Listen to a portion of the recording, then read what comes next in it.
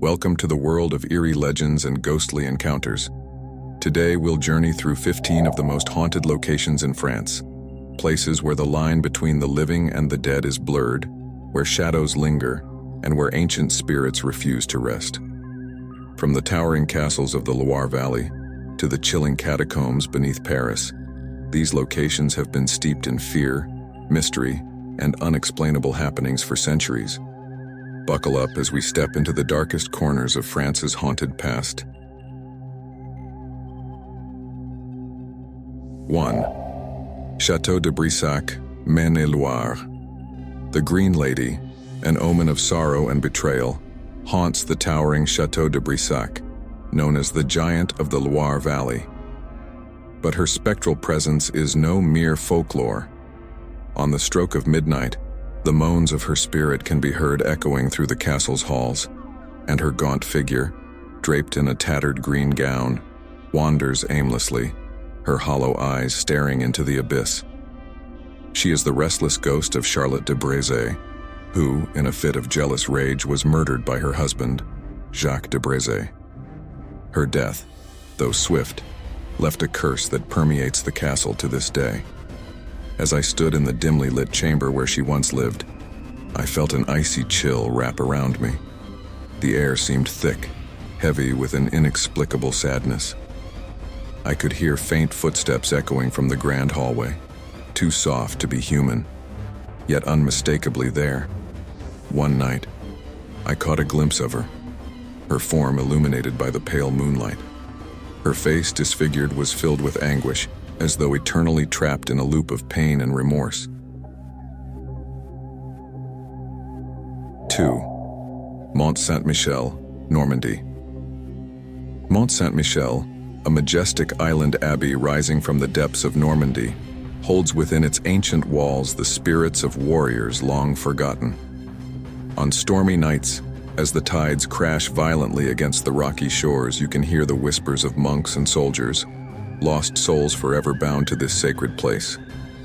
The most disturbing legend is that of Louis d'Estouville, a garrison commander who led a brutal massacre during the 100 Years' War. Some say he still patrols the ramparts, guarding the abbey's secrets with a vengeful spirit. I felt a cold hand brush my shoulder as I ventured deep into the abbey's labyrinthine passages, my heart pounding in my ears. The air grew heavy, and the sound of my footsteps echoed back at me, no longer mine. It was as though unseen forces walked beside me, urging me to leave.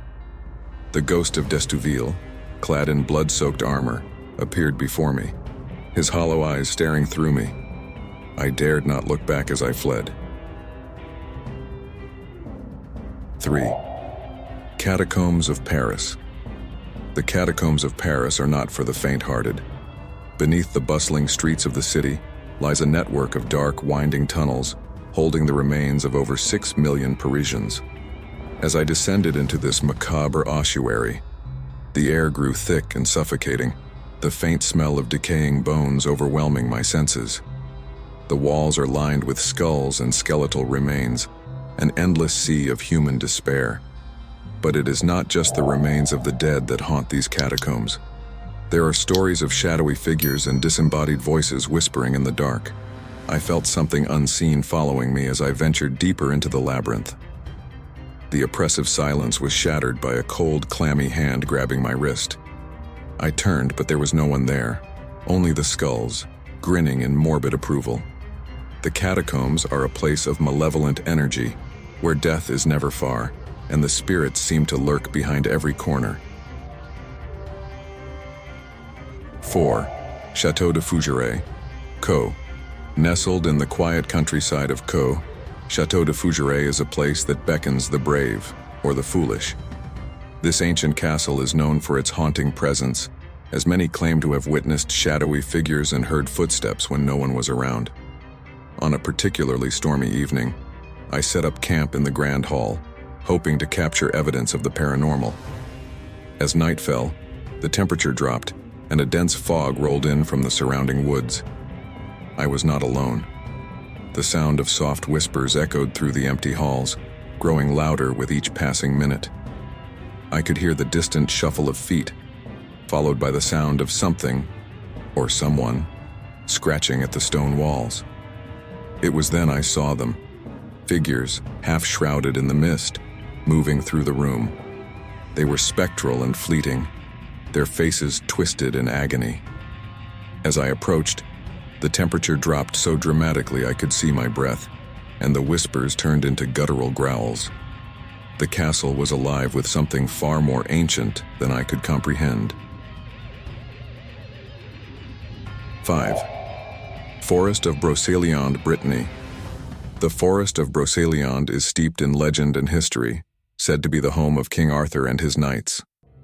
But beneath its beauty lies a darker, more sinister energy. As I ventured deeper into the forest, I could feel the atmosphere shift, the trees growing closer, their gnarled branches casting twisted shadows. It was in the Val Sans Retour, a cursed valley where Morgan Le Fay, the sorceress, is said to have trapped unfaithful lovers for all eternity. The air was thick with magic, and strange, unexplainable phenomena began to occur. Birds cawed frantically, and a cold wind whipped through the trees, carrying with it the faint sounds of laughter, high-pitched and haunting. I stumbled upon the Rocher de Faux à Maon, the rock where Morgan is said to have ensnared her victims. As I gazed at the stone, the ground beneath me began to rumble, and I felt as though the forest itself was watching. The laughter grew louder, more insistent. I felt hands, cold and unseen, grasp my ankles, pulling me down toward the earth. With great effort, I broke free, but not before seeing the spectral form of Morgan herself, her eyes burning with malevolent joy. 6. Perles Cemetery, Paris. Perles Cemetery is the final resting place of many famous souls, including Edith Piaf and Oscar Wilde. But the ghosts that linger here are not bound by fame. As I entered the cemetery, the first thing I noticed was the eerie silence. No birds sang, no leaves rustled, just the sound of my own footsteps. I felt a strange sensation in my chest, as if something unseen was watching me. It wasn't long before I began to hear the faint whispers of ghostly figures between the tombstones. At first I thought it was the wind, but then I saw her, Edith Piaf, standing at the foot of her grave, staring into the distance. Her face was drawn, her eyes hollow, as if caught between worlds. As I approached, she vanished into the mist, leaving only the faint smell of roses. But the cemetery held more than just her. I saw shadowy figures drifting between the graves, their faces obscured. One in particular, a tall man, followed me, his footsteps matching mine. When I turned to confront him, he disappeared, leaving behind a chilling cold. The spirits of Père Lachaise are restless, and they do not welcome the living. 7. Chateau de Chateaubriand, Loire-Atlantique. The tale of Françoise de Foix, the beautiful countess who fell victim to her husband's jealousy, is one of the most tragic and eerie in French history. Her ghost is said to roam the halls of Chateau de Chateaubriand, where she was imprisoned and ultimately poisoned. On the anniversary of her death, her spirit is said to reenact her final agonizing moments. I visited the castle on the fateful night, and as the clock struck midnight, a palpable tension filled the air. I felt as if the castle was watching me, waiting for something to happen. It wasn't long before I saw her, an ethereal figure, draped in a flowing gown, ascending the stairs. Her eyes were filled with anguish and her footsteps were heavy with sorrow. I reached out to her, but she vanished into the air, leaving behind a cold draft. Her wailing echoed through the stone walls, and I could sense that she was trapped in an endless loop of torment. Françoise's spirit is never at rest, and she is doomed to wander the castle for eternity. 8. Grenoble Bastille, Grenoble. Overlooking the city of Grenoble, the Bastille is an ancient fortress with a grim reputation for paranormal activity. On stormy nights, the sound of ghostly footsteps can be heard along its winding paths, and strange, unexplainable lights flicker in the darkness. I visited the Bastille late one evening, my heart racing with anticipation. The fortress was eerily silent, the only sound being the wind howling through the stone walls. But as I explored deeper into the ruins, the atmosphere shifted. I felt an unseen presence at my side, and the air turned cold and oppressive. Suddenly, a strange light appeared in the distance, slowly growing brighter until it illuminated the entire courtyard. In the light, I saw figures, clad in tattered military uniforms, marching silently across the battlements. I tried to approach them, but they dissipated before my eyes, leaving only the sound of their hollow footsteps. The Bastille holds many secrets, and the spirits of the past still roam its haunted halls. 9. Chateau de Comarque, Dordogne. In the heart of Dordogne, Chateau de Comarque stands as a haunting reminder of medieval conflict. The ruin, abandoned for centuries, is steeped in dark legends of knights and battles long forgotten. As night falls, the castle's crumbling walls seem to whisper the tales of its violent past. Shadowy figures, said to be spectral knights, are rumored to roam the ruins, forever trapped in a loop of battle. On one of my visits, I felt an overwhelming presence as I explored its ancient courtyard. The air grew thick and a chill settled over me, as if the castle itself was alive with energy. Strange sounds echoed through the stone corridors, clanking armor, the low murmur of distant voices. At the very moment I stood near the keep, I caught sight of a fleeting figure, a knight in spectral armor, vanishing into the mist. The chateau was never peaceful, and the restless spirits seemed to guard its ruins to this day. 10 Abbey of Mortimer, Lizors. In the heart of the Forest of Lions lies the ruins of the Abbey of Mortimer, a place steeped in haunting legend. It is said that a mischievous fairy, trapped within the abbey's walls, still delights in leading travelers astray with her cruel laughter. As I made my way through the crumbling remains of the abbey, the air was thick with an otherworldly tension. The once grand arches were now nothing more than shadows, yet the faint echoes of ancient monks' chants seemed to drift through the still air. I could feel something shifting in the darkness, an entity watching me from just beyond the edge of my vision. When I entered the ruined chapel, the atmosphere grew heavy, as if the walls themselves were closing in. Suddenly, a high-pitched giggle pierced the silence, followed by the faint sound of footsteps behind me. I spun around, but there was no one there. The fairy's presence lingered, just out of sight, her laughter growing louder until it became maddening. The monks' chants returned, ghostly figures flickering in the moonlight. I hurried out, but her eyes seemed to follow me, promising that I was never truly alone in the haunted remnants of Mortimer. 11th. Maison de Landru, Gambay. In the small village of Gambay, a chilling tale of murder and macabre unfolds. The Maison de Landru, once the home of the notorious serial killer Henri-Désiré Landru, is now abandoned, but it still carries the darkness of its past. Landru lured women into his home under false pretenses, only to end their lives before burning their bodies to cover his tracks. As I stepped inside the decaying house, the atmosphere was thick with an unsettling presence. The walls seemed to pulse with the weight of the crimes that had occurred within. As I ventured through the rooms, I could almost feel the presence of his victims, ghosts of the past who never found justice. In the corner of the dining room, I saw the faint outline of a woman's figure, her eyes vacant, her mouth frozen in a silent scream. It was as if she was trapped in the moment of her death, forever reliving the horror. I heard the faintest creak, followed by the unmistakable sound of footsteps. Landru himself, perhaps, watching from the shadows. A cold, clammy hand brushed my arm, and I bolted from the house, my heart pounding. 12th. Chateau de Tio, Vendée.